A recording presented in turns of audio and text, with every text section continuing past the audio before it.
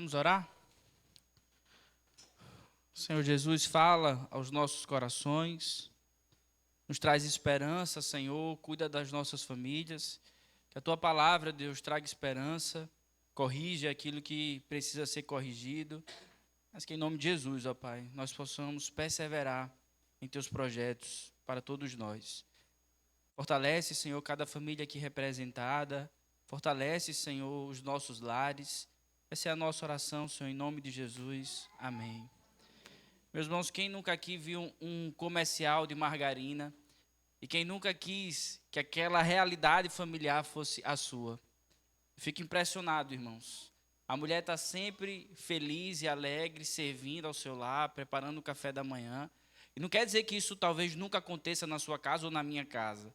Mas, às vezes, nem todo mundo acorda da melhor forma e com o melhor humor. O marido ali sempre disposto, minhas irmãs, a ajudar a esposa. E às vezes na realidade do nosso lar, na realidade do nosso lar, o abençoado não quer nem ajudar a botar a mesa. E depois que come, não consegue nem ter a alegria e a disposição de levar os talheres e colocar na pia, quiçá lavar os pratos. Os filhos, uma bênção. A mãe chama para comer e vem na maior felicidade do mundo. Às vezes a gente encontra filhos que reclamam até do cardápio. É isso, é? Quero não. Evidentemente isso não acontece na casa de ninguém aqui. Isso é em outro local. Mas veja, irmãos, há um desejo no nosso coração de que essa realidade, de que aquele ambiente que é tão explorado pelos comerciais, pelo marketing, que aquele ambiente fosse vivido em nosso lar. E esse desejo que habita no nosso coração, ele não é à toa, ele não vem do nada, ele é propósito e é planejado por Deus. Deus criou a família para que ela refletisse justamente aquilo e muito mais. A questão é que, às vezes, o caos que nós observamos do nosso lar, ele não é aquilo que foi projetado por Deus, mas isso é uma consequência do pecado. Veja, não é estranho observar que, às vezes, aquilo que nós encontramos na nossa realidade é o oposto daquilo que nós vemos em comerciais como esse. Às vezes, o aroma da nossa casa não cheira bem. E eu digo aqui, não é me referindo ao fato de que a casa está suja, mas é que o ambiente da nossa casa, às vezes, ele é pesado. Às vezes, parece que aquilo que permeia o nosso lar é uma situação de constante conflitos, totalmente o oposto de tudo isso. Veja, talvez as suas piores discussões não aconteceram em ambientes longe da sua casa, mas muito pelo contrário. Talvez as palavras mais duras que você já ouviu foi justamente dos teus familiares. Não é estranho isso? Há no nosso coração um desejo de viver uma realidade de uma família de comercial de margarina, mas aquilo que nós vivemos no nosso dia a dia é muito distante, a tal ponto de que aquilo que deveria ser o nosso ambiente de segurança e conforto se torna muitas vezes aquilo que mais nos ameaça. Talvez algumas pessoas aqui, quando pensam nos seus pais, sentem pavor e pânico. Há algo de fato errado. Há algo que precisa ser corrigido. As histórias mais nefastas que a gente escuta, ela acontece em ambiente familiar. Veja, irmãos, em 2002, uma jovem, junto com seu namorado, assassina a sangue frio os seus pais. Um caso que chocou o mundo e que hoje, de certa forma, é até explorado. Eu me refiro aqui ao caso da Susana von Richthofen. Mas em 2008, em um ambiente familiar, algo que deveria ser um porto seguro, um ambiente em que os filhos deveriam se sentir acolhidos pelos seus pais, em 2008, uma jovem, uma criança, Isabela Nardoni, é assassinada pelo seu próprio pai. Veja, irmãos, o que foi que aconteceu? Algumas pessoas até preferem agora viver sozinho. Porque quando pensam em um projeto familiar, isso gera pânico, por conta de traumas que aconteceram durante as circunstâncias da vida. E como é que a gente não pode desistir disso? Como é que a gente ainda pode ter esperança em viver em um ambiente familiar? Evidentemente, meu irmão, talvez no seu contexto familiar, coisas como essa não tenham acontecido. Talvez no seu ambiente familiar, você não tenha provado o gosto amargo de situações como a dessas duas famílias. Mas quem aqui já não sofreu por conta desse ambiente? Quem aqui não tem um trauma, algo que precisa ser corrigido e tratado no coração? Talvez durante essa semana você provou o gosto amargo de ter que conviver com filhos que às vezes dizem coisas horríveis para você. Filhos que querem viver e sepultar os seus pais antes mesmo que eles venham a falecer. Pais que, em vez de cuidar dos seus filhos, oprimem. Relacionamento conjugal, que deveria ser um ambiente de satisfação, se torna um ambiente de competição. O que foi que houve? Como é que nós podemos voltar? Como é que nós podemos viver uma realidade a qual a família possa ser o nosso porto seguro? Como é que nós podemos mudar, irmãos, o aroma do nosso lar? Como é que nós podemos resgatar e viver aquilo que Deus quis quando projetou a família? Será que, de fato, as nossas experiências, elas se assemelham àquela realidade familiar no Éden antes da queda? Ou será que o nosso contexto é mais parecido com esses casos extremos dessas duas famílias? A questão é, nós precisamos iniciar e nós precisamos falar sobre os desafios que as famílias encontram nesse mundo a qual nós estamos inseridos. Mas nós precisamos olhar para esses desafios e resgatar em nosso coração a esperança que somente o Evangelho pode trazer. Eu gostaria de iniciar essa breve exposição de hoje, olhando primeiramente, irmãos, como era a família no Éden. Como era esse projeto de Deus antes da queda. O que nós vamos aprender hoje, irmãos, é que se quisermos voltar à estrutura familiar do Éden, isso não acontecerá por meio do nosso esforço ou habilidade, mas tão somente da nossa dependência do Deus vivo e verdadeiro. Vejamos como era o ambiente familiar, irmãos, no Éden. Eu queria que você abrisse sua Bíblia em Gênesis capítulo 2, versos de 24 a 25.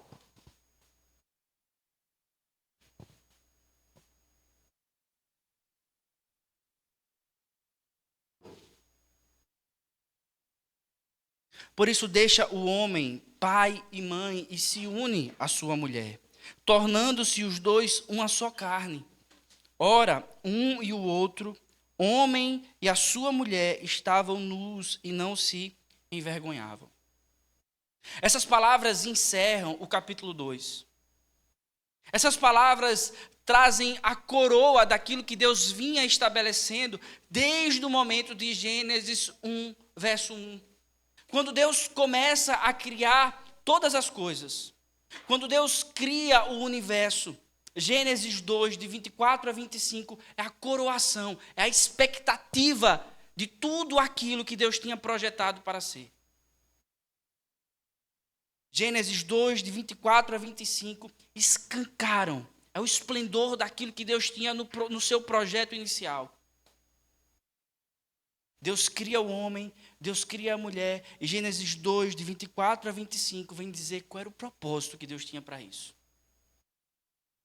Por isso, deixa o homem, pai e mãe, e se une à sua mulher, tornando-se os dois uma só carne. Ora, um e o outro, o homem e a sua mulher, estavam nus e não se envergonhavam. Observe que esse texto, ele reflete harmonia. Ele reflete a perfeição do projeto família criado por Deus. E 3 marcas sintetizam aquilo que Deus está estabelecendo com esse projeto. Aquilo que Deus quer para esse projeto. Veja, 3 marcas. Quais são essas 3 marcas? A primeira, haveria uma união compreensiva. A segunda, uma parceria plena. E a terceira, uma identificação completa. Observe aquilo que tange essa realidade dessa marca união compreensiva. Deixa o homem, pai e mãe, e se une à sua mulher.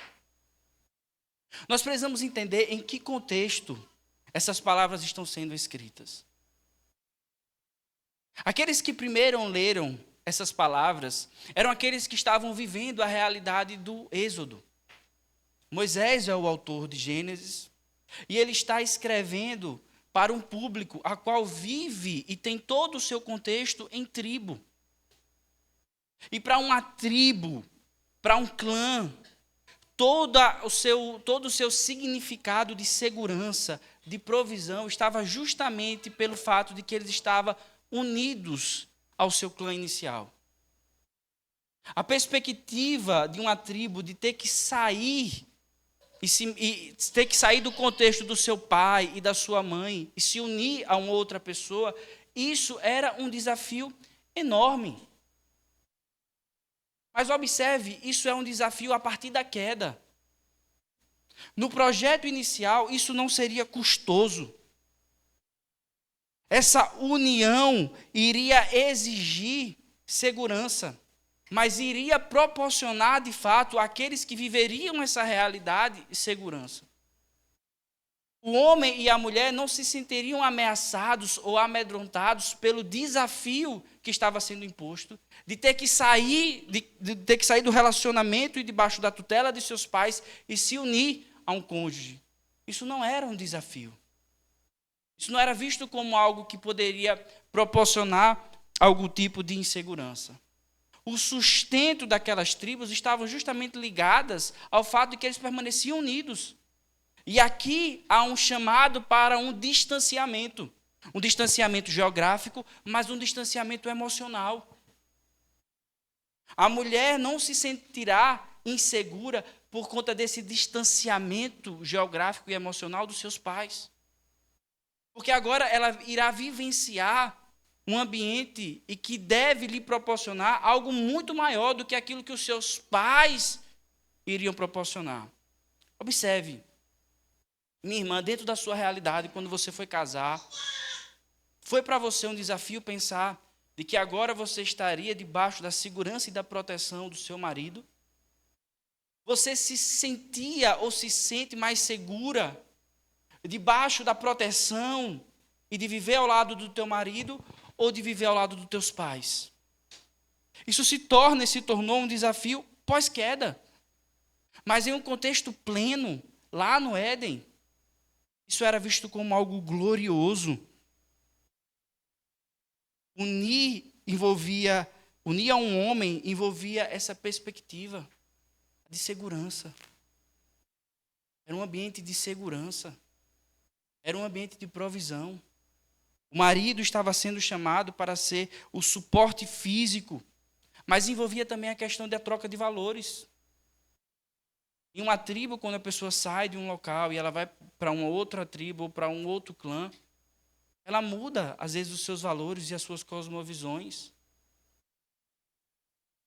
Os primeiros leitores estão olhando para isso aqui, estão observando que a realidade deles talvez era muito distinta daquilo que Deus tinha estabelecido no Éden.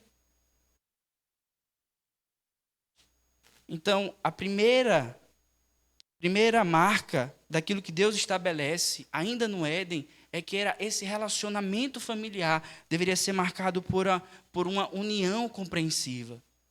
Evidentemente, os filhos viveriam debaixo dessa realidade também, mas envolveria uma parceria plena, tornando os dois uma só carne.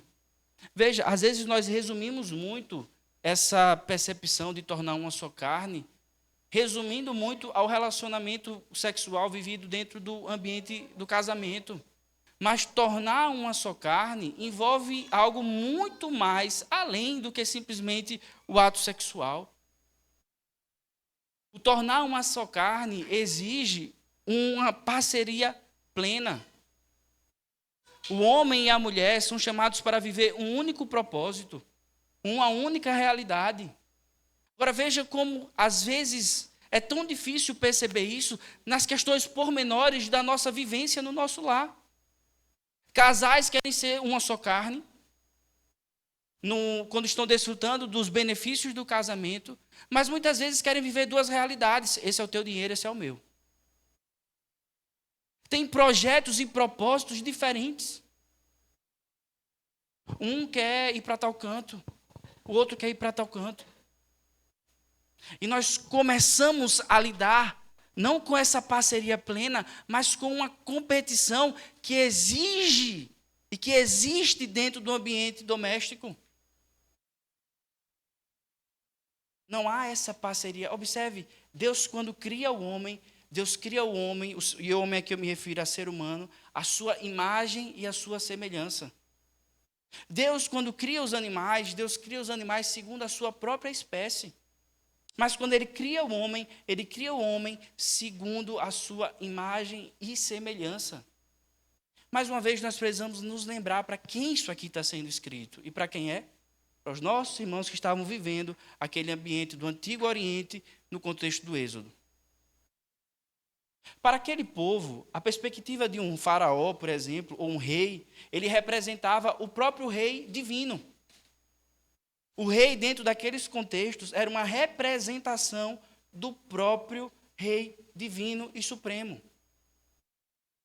O homem, quando é criado à imagem e semelhança de Deus, ele é um representante do Senhor no universo. O homem, ele vem justamente para representar, para ser um regente do Rei Supremo.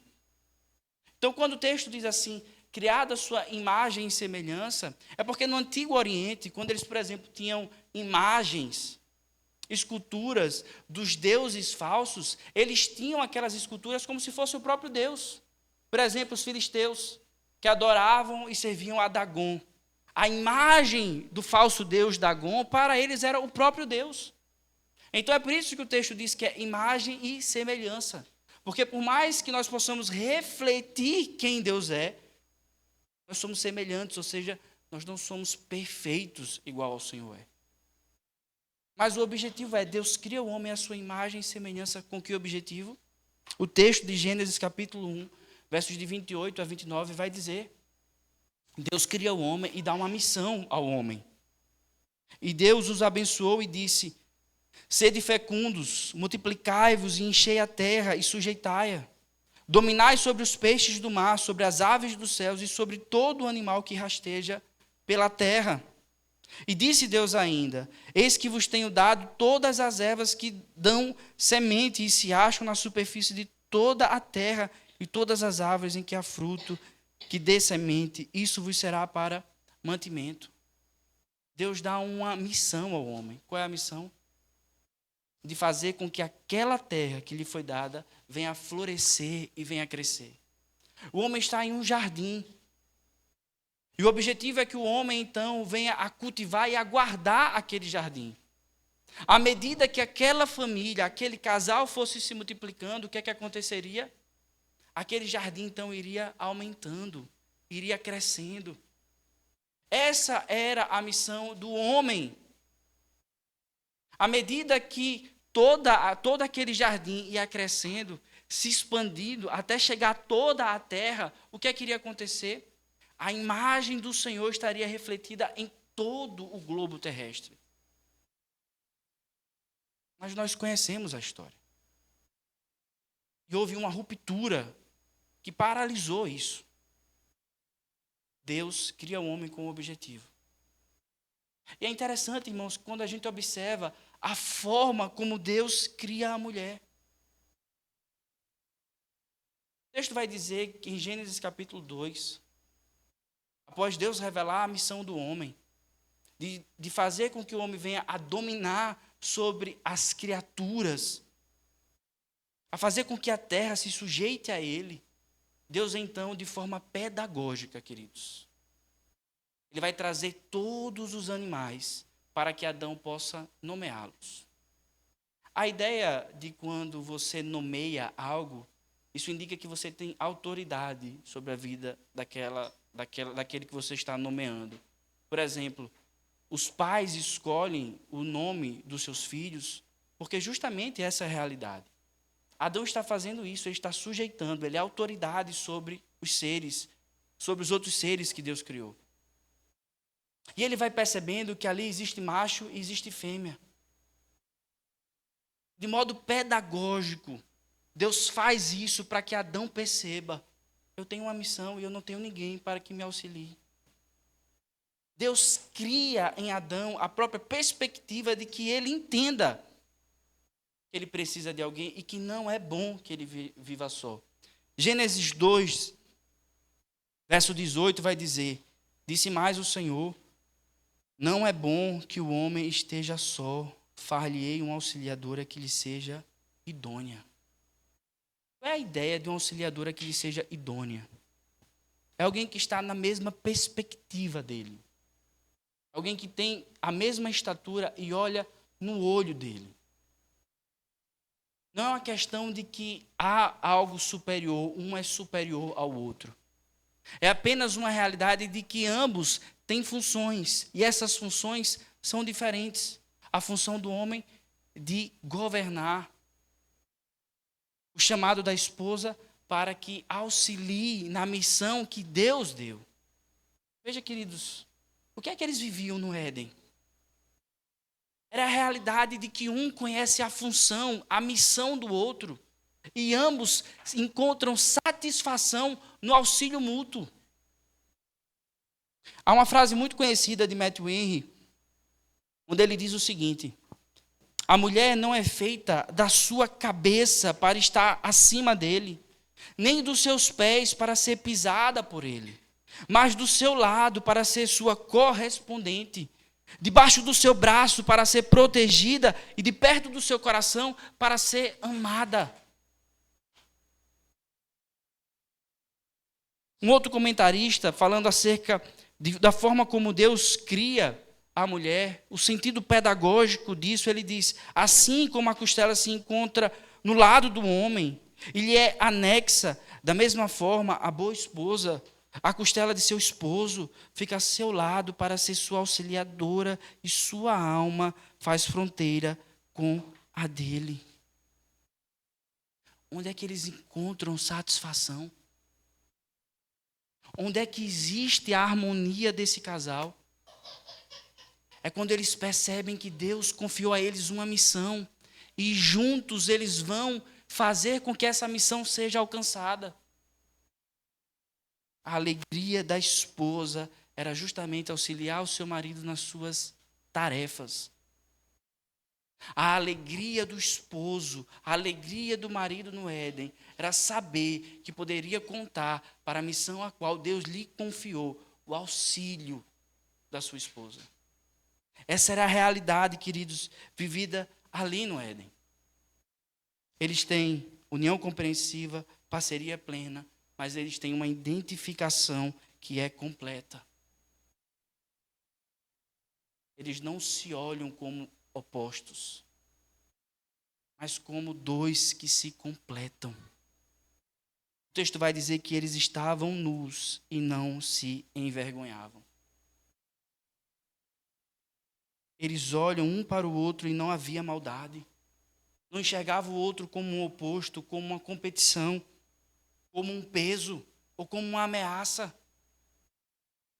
Veja como essa realidade do Éden, queridos, nos seus pormenores, como seria gratificante poder viver isso de forma plena.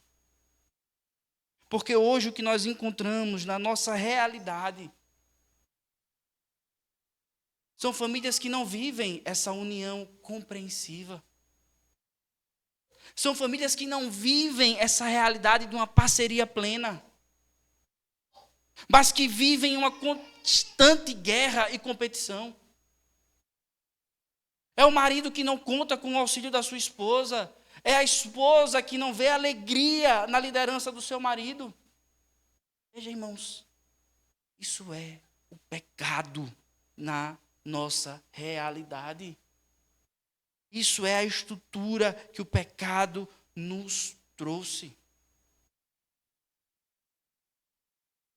Essa nova realidade, muitas vezes, irmãos, e evidentemente isso não acontece na nossa casa,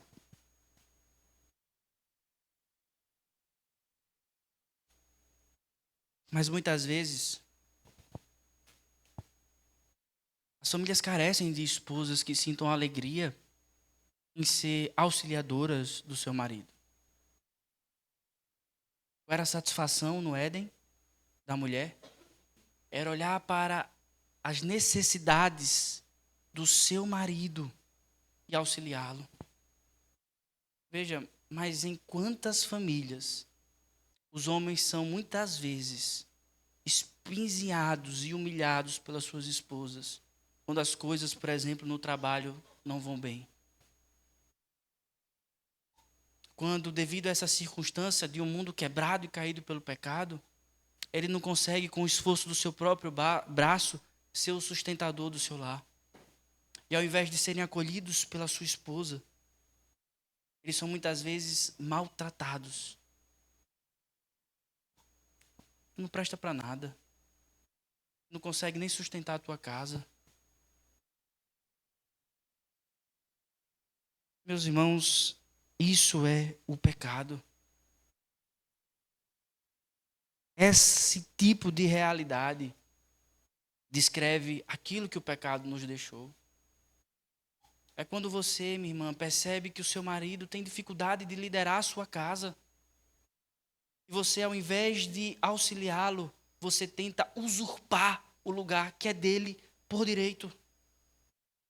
A forma de você corrigir a falta de liderança na sua casa não é, em nenhuma hipótese, pegando aquilo que é de direito do teu esposo, mas é auxiliando a ele nas suas tarefas. Veja, meus irmãos, quantas mulheres não se sentem protegidas pelo seu marido, mas muito pelo contrário, se sentem ameaçadas, seja porque ele é um bruto, um estúpido, e a qual você, quando passa por uma dificuldade, tem medo, pavor de ter que falar para ele, porque pode ser que ele venha a lhe engolir. Ou você não se sente segura por estar debaixo dessa vida com o seu marido, porque ele é fraco, ele é frágil demais. Ele parece que não consegue adultecer. Ele parece que constantemente ainda depende da mãe dele. Veja, irmãos, é isso que o pecado nos deixou. Mas isso não era o projeto de Deus. Qual era o projeto de Deus, como era no Éden? Era você sentir alegria por isso.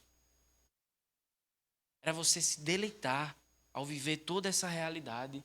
E veja, meu irmão, sabe o que é triste? Perceber que às vezes nós ainda somos ludibriados e achamos que vamos ter algo de bom persistindo no pecado. O pecado só gera isso. A vida era assim no Éden. Essa era a realidade. Harmonia, perfeição, união compreensiva, parceria plena. Não era uma guerra de sexo. Não era uma guerra entre gerações. Tudo era harmônico, era perfeito. E o aroma era maravilhoso. Eles viviam em um jardim. Mas agora, irmãos, o pecado entrou. Já não é mais no Éden que nós vivemos. O homem foi expulso do Éden. E agora, qual é o aroma da tua casa? Qual é o aroma que permeia o seu lar? Eu queria que a gente olhasse, irmãos, como foi que o pecado entrou no mundo. Para que a gente observe que Satanás continua usando as mesmas estratégias para destruir a nossa família, assim como foi no Éden. Olhe para Gênesis 1, verso 31. O texto vai dizer que Deus, após criar todas as coisas, ele diz o quê? Por gentileza, leia o verso 31 do capítulo 1.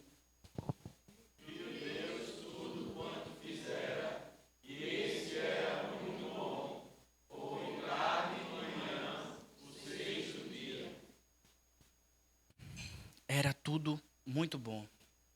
Meus irmãos, Satanás odeia a glória de Deus. Satanás tenta com todo o seu ódio, com toda a força maligna dele, se opor e destruir tudo aquilo que venha a manifestar a glória de Deus. Deus cria o homem. Deus faz a sua criação e Deus diz é muito bom. Satanás tem pavor e ele odeia isso. E Satanás, como é que ele vai ludibriar a família, como é que ele engana a Eva, como é que ele traz o ser humano, a humanidade para essa condição. Veja, de forma perversa, ele ataca o elo mais fraco. Essa é a primeira estratégia de Satanás no texto. Ele ataca o elo mais fraco. Depois o que é que ele faz? Ele desconstrói aquilo que Deus falou. Ele muda, ele modifica. Ele faz com que o casal comece a pensar que aquilo que Deus estabeleceu, na verdade, não é tão bom. Gênesis 3, verso 1. Mas a serpente, mais sagaz que todos os animais selváticos que o Senhor tinha feito, disse à mulher. É assim que Deus disse: não comereis de toda a árvore do jardim. Satanás ataca o mais fraco. Deus tinha dado a instrução a Adão. Adão tinha o objetivo e a missão de ser a segurança do seu lar, de cuidar da sua casa. Satanás ataca sempre o elo mais fraco. E como é que ele faz? Ele desconstrói aquilo que Deus falou. Ele leva a mulher a pensar que Deus está restringindo e não protegendo. Veja o verso 5 do capítulo 3. Porque Deus sabe que no dia em que dele comerdes, se vos abrirão os olhos, e como Deus sereis conhecedores do bem e do mal. Que sorrateiro. Ele ataca o mais fraco. Ele desconstrói aquilo que Deus fez. Aquilo que Deus falou. Meus irmãos, Satanás continua agindo dessa forma nos nossos dias. Ele continua atacando os mais fracos. De que forma ele faz isso? Veja, estudos apontam que dificilmente essas crianças e adolescentes que vivem hoje, dificilmente chegarão à vida adulta sem ter passado por uma experiência homossexual. São estudos. E quando nós olhamos a forma como está sendo conduzido a essa realidade, queria lhe trazer uma informação. O empresário do cantor, ou seja lá o que for, é um homem, Pablo Vittar, o seu empresário deu uma entrevista ao jornal da BBC. E lá ele informa que o objetivo deles não é que o cantor seja ouvido ou aquele produto seja consumido por adultos. O objetivo são as crianças e os adolescentes. Porque a perspectiva é que daqui a alguns anos, aquele tipo de situação, aquele tipo de contexto seja, então, normalizado. Aquilo ali passe a ser normal. Aquilo ali passe a ser visto como algo comum. Veja, irmãos, há talvez 20 anos atrás, dificilmente a gente andava por um shopping, um local público, e a gente via casais. Ou, de fato, isso não é um casal, né? Mas me entendam. A gente não via essa realidade de pessoas do mesmo sexo ali caminhando e namorando de forma exposta. Hoje em dia é comum. Hoje em dia é comum.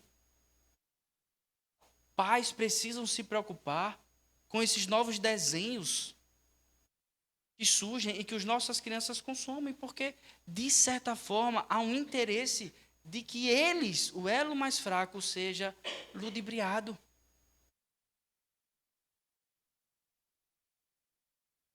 Muitas vezes até em colégios se dão preferência por professores que tenham valores totalmente distintos da palavra de Deus. E qual é o objetivo? É a desconstrução. Satanás continua atacando o elo mais fraco e desconstruindo aquilo que Deus fez. Satanás não mudou de realidade. No começo, o discurso parece ser muito bom. Veja, quando o feminismo surge, ele surge aparentemente com uma pauta que, de certa forma, parecia até cristão. Pasmem, muitas igrejas davam púlpito para que esses contextos e aquele tipo de informação fosse ali falado. Porque, de fato, irmãos, quem decide que o homem, que a mulher tem os mesmos direitos do homem, não é o feminismo, não é a cultura dos nossos dias, é a Bíblia. Agora, a Bíblia nos ensina que eles são diferentes, que eles têm funções diferentes. Mas essas pautas, elas vêm de uma forma, não é para que a mulher tenha o mesmo direito, mas é para que a mulher possa viver uma cultura tão depravada quanto a dos homens. Estudos apontam que hoje mulheres consomem pornografia no mesmo tanto que homens. Aquilo que é ensinado é a desconstrução. Retira-se a feminilidade da mulher e dá a ela um caráter que não é estabelecido por Deus. Quem define o que é feminino é o Senhor. A mesma coisa se dá com homens, irmãos. Há um tempo atrás, os jovens de hoje, eles eram incentivados a um tipo de masculinidade que também era distante do Senhor. Era o homem que era machista. E, meus irmãos, entenda, macheza é diferente de machismo. Os homens eram ensinados, muitas vezes, a serem depravados. Não via como uma postura masculina ser fiel, por exemplo, à esposa, ser gentil com a esposa. Hoje já nós caminhamos para um outro extremo. Quando nós olhamos essa realidade dos homens que estão sendo explorados pela mídia, não são homens com características masculinas, mas são homens com características femininas, que usam roupa, que usam camisa batendo no umbigo, feio, aberração. Mas qual é a ideia? Homens que se mimam. Veja, qual é a ideia disso aí? Homens que escutam divas pop. Queridos, hoje a desconstrução se torna em tirar o aspecto masculino do homem e dar a ele características femininas. Veja, meu irmão, não combina com o homem ser um homem meigo, ser um homem fofinho. Deus lhe criou para ser macho, para ser homem. E o nosso exemplo de masculinidade é o Senhor Jesus. Mesmo o Senhor Jesus era homem, com todas as características masculinas. Nós precisamos cuidar, queridos. Nós precisamos olhar para as nossas crianças, para os nossos adolescentes, com extrema preocupação. Pois Satanás continua atacando o elo mais fraco. E continua desconstruindo, chamando de ruim aquilo que Deus chama de bom. Fazendo o ser humano pensar que aquilo que Deus estabeleceu não é bom, não é para nos proteger, não é para o nosso próprio bem, mas é para nos oprimir. Foi a mesma estratégia que Satanás usou no Éden e ele continua a usar nos nossos dias. Todas essas realidades, quando nós encontramos mulheres que sentem alegria, vou dizer assim, quem manda na minha casa sou eu. Deteste isso. A pior coisa que pode lhe acontecer é você querer mandar na sua casa. Sabe por quê? Porque isso é uma consequência do pecado. A mulher sentia prazer em ser auxiliadora do homem. Após a queda, qual é o seu desafio agora? O seu desejo não será para ti. Agora ela sente pavor, ela não sente alegria em auxiliar o seu marido. Ela quer governar, ela quer mandar. E o homem que por natureza era aquele que seria o provedor da sua casa, agora lida com essa situação. Veja, quantas famílias nós conhecemos, irmãos, que a mulher que sustenta o lar. E não é porque o marido é um preguiçoso e não tenta trabalhar. Mas, meu irmão, essa é a estrutura de um mundo caído. Essa é a estrutura do mundo caído. Pergunta se o homem gosta disso. Pergunta se ele sente alegria. Quantas famílias nós conhecemos que essa é a realidade que permeia o lar? Isso é triste. Isso é tenebroso. Nós deveríamos odiar isso. E isso é uma consequência do pecado. Meu irmão, odeie tudo aquilo que provém do pecado. Entenda que o preço do pecado vai ser pago. Veja, minha irmã, se você continua teimando e querendo mandar na sua casa, o preço disso vai chegar. Veja, meu irmão, se você continua a se abstendo da liderança do seu lar, de ser o sacerdote da sua casa, de guiar a sua família, o preço disso vai chegar e ele é perverso. O pecado nunca nos levará para um caminho de harmonia, ele sempre vai promover destruição, ruína. Essa é a realidade. Após a entrada do pecado, o casal começa a competir entre si. Há um desarranjo na harmonia familiar. Eles que antes viviam para Deus, agora eles se escondem do Senhor. E Adão, que deveria encontrar satisfação em proteger a sua esposa, quais são as primeiras palavras de Adão após a queda? A mulher que tu me destes. Veja, em vez de protegê-la, ele lança ela na vala. Ele lança ela na vala. Eles agora se envergonham, não há mais uma identificação plena. Eles olham um para o outro e sentem vergonha. Não se sentem mais seguros olhando um para o outro. Eles querem de alguma forma se cobrir, se proteger. Às vezes a gente vive essa realidade do nosso lar, gente. Isso é a consequência do mundo pós-queda. Gênesis 3,16. E a mulher disse: multiplicarei sobremodo os sofrimentos da tua gravidez, em meio de dores darás à luz a filhos, e o teu desejo será para o teu marido, e ele te governará.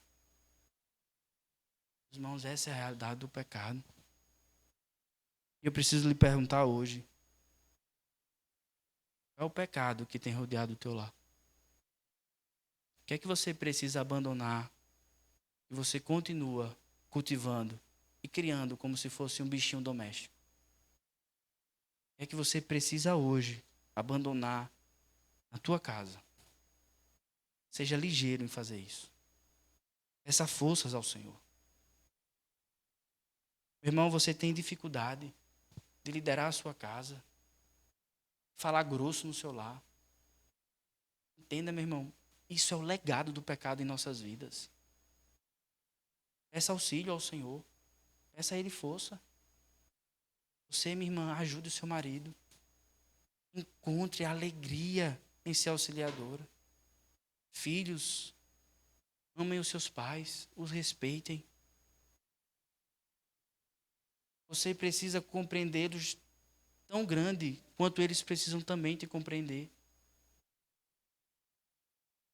Todo desarranjo, toda nhaca que existe no nosso lar, irmãos, é consequência do pecado.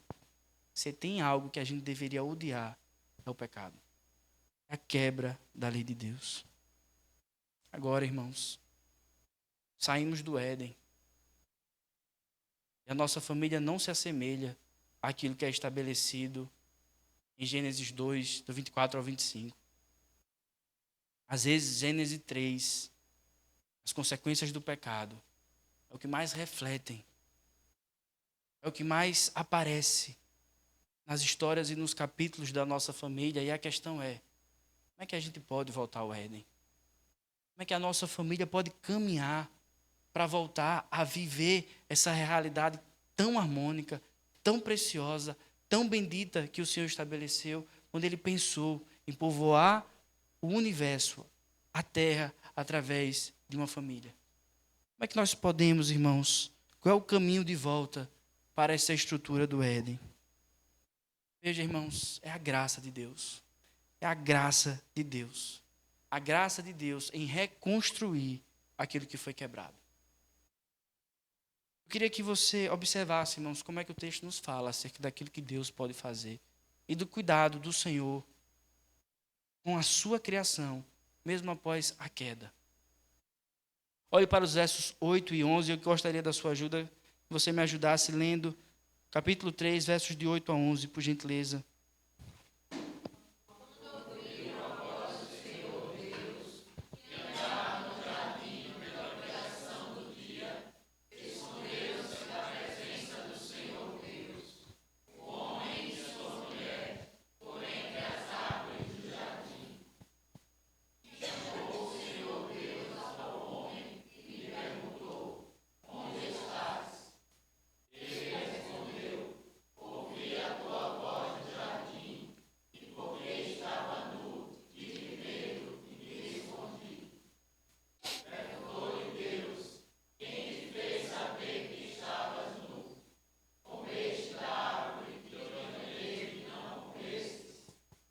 Veja, irmãos, o que é que o homem faz após a queda?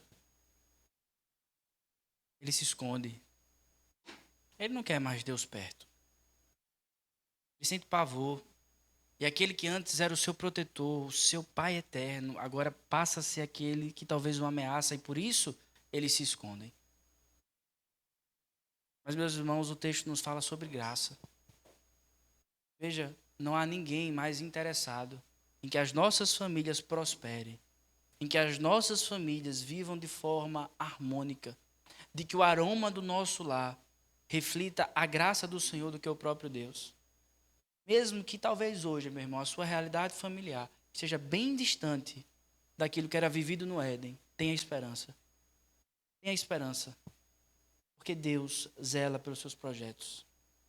Ainda que você não queira, Deus, por bondade e graça, vai até você e até a sua casa para restaurá-lo. Adão e Eva jamais se voltariam ao Senhor. Mas é o Senhor que, por graça, vai até eles. Qual é o seu contexto familiar hoje? Você perdeu a esperança na sua casa? Não perca não, meu irmão. Há um Deus que é gracioso. Há um Deus que busca o pecador. Há um Deus que tem todo o interesse em restaurar aquilo que foi quebrado. Deus vai e visita a nossa casa. Você está aqui hoje. Não é porque somente você tem o hábito de frequentar um culto. Você está aqui hoje porque Deus quer te lembrar que Deus restaura qualquer casa. Deus restaura qualquer lar. Deus faz isso, meu irmão. E Deus pode restaurar a tua casa usando a tua vida. Deus pode restaurar o teu lar. Confie nele. Confie no interesse que ele tem. Confie no fato de que Deus não perde uma batalha sequer. Deus restaura, meu irmão. Como é que nós podemos voltar à estrutura do Éden? Confiando no Senhor. Confie nele. Confie no Senhor. O Senhor nos livra da escravidão do pecado. O Senhor promete em Gênesis 3,15 que esmagaria a cabeça da serpente. Deus destruirá todo o veneno que a serpente colocou na humanidade. E Deus fará isso por meio do seu Filho. A serpente pode até morder o calcanhar, mas é certo que o Filho de Deus há de esmagar a sua cabeça, nos trazendo liberdade. O que é que escraviza o teu lar? O que é que tem destruído a tua casa? É a avareza. É a falta de contentamento. É a imoralidade dos olhos. O que é que destrói o teu lar? O que é que aprisiona a tua casa hoje? Há um Cristo que liberta. Há um Cristo que sabe tratar todo o veneno da serpente. Confie no seu Filho. Renove a esperança. Olhe para o Senhor. Olhe para Cristo, pois é Cristo que está sendo anunciado em Gênesis 3,15. Ele é o descendente que traz esperança. É por conta dele, queridos, que a nossa esperança não pode morrer. A sua casa precisa de quê? Ela precisa do Senhor. Veja, a maior necessidade da nossa casa, meu irmão, é o Senhor Jesus. A maior necessidade do nosso lar hoje é o Senhor Jesus. Algo tanto quanto interessante, irmãos. Talvez você pense assim: poxa, o pecado já era tão difícil, já trouxe tanto mal. Deus ainda vai e tira o homem do jardim. Deus tira o homem do jardim para o seu próprio bem. Veja o verso 22 do capítulo 3. Então disse o Senhor Deus: eis que o homem se tornou como um de nós, conhecedor do bem e do mal. Assim que não estenda a mão e tome também da árvore da vida e coma e viva eternamente. O Senhor Deus, por isso, o lançou fora do jardim do Éden, a fim de lavrar a terra de que fora tomada. E expulsou o homem e colocou querubins ao oriente do jardim do Éden, e o refugir de uma espada que se revolvia para guardar o caminho da árvore da vida. Veja, se Deus não tira o casal do jardim, não haveria esperança. Porque se o homem toma do fruto e come da árvore da vida, ele seria eternamente mau. A perversidade, ela pode até estar presente no lar da família do crente. Veja, meu irmão, talvez a sua família, a minha família esteja muito distante da família do comercial de margarina. Talvez a realidade do nosso lar esteja bem distante daquilo que é estabelecido em Gênesis 2, 24 e 25. Mas ainda que esteja distante, não estará distante eternamente, porque o Senhor, em meio à sua graça, nos livrou e nos tirou do Éden, para que a nossa vida não fosse eternamente perversa. Meus irmãos, o Senhor começou uma obra na tua casa. O Senhor começou uma obra em nossas vidas. Se alegre. Se alegre. Porque todo projeto que Deus inicia, Ele conclui. Ele termina. E ainda que o mal esteja presente em nosso lar, haverá o dia que de fato ele será dissipado. Cristo há de voltar, irmãos. Redimir todas as coisas. Nós estamos distante do Éden, mas ao mesmo tempo nós nunca estivemos tão perto de voltar para Ele. Cada dia que passa, cada momento que passa, nós estamos mais próximos de que o Senhor volte. Naquele dia, irmãos, Ele há de nos dar do fruto da vida. Naquele dia, nós estaremos em um local muito melhor do que o Éden. Hoje no Éden, Adão e Eva ainda tinham a possibilidade de pecar. Mas quando estivermos com o Senhor, no mundo restaurado, já não haverá mais a possibilidade de Satanás nos visitar com o seu veneno.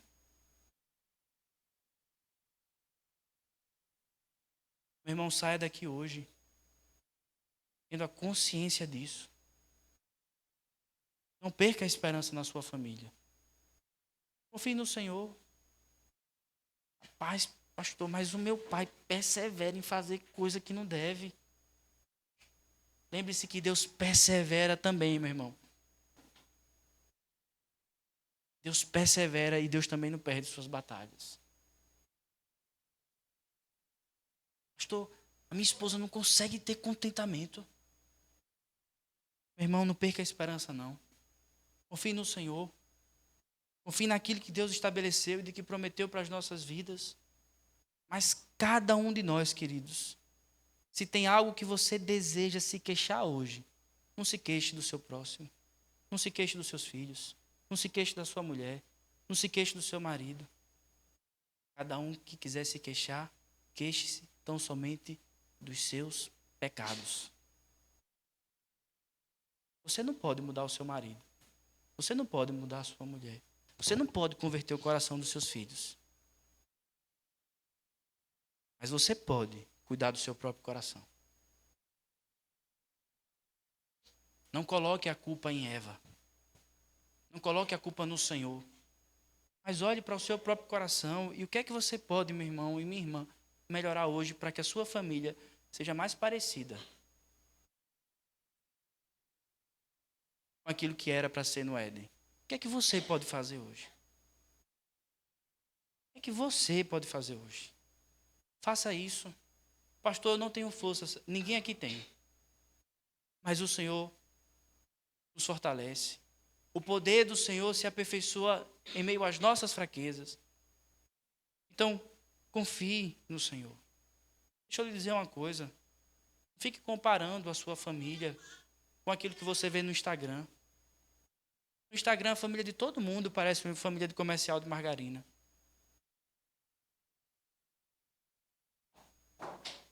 Pare de olhar e comparar a sua família com outras famílias.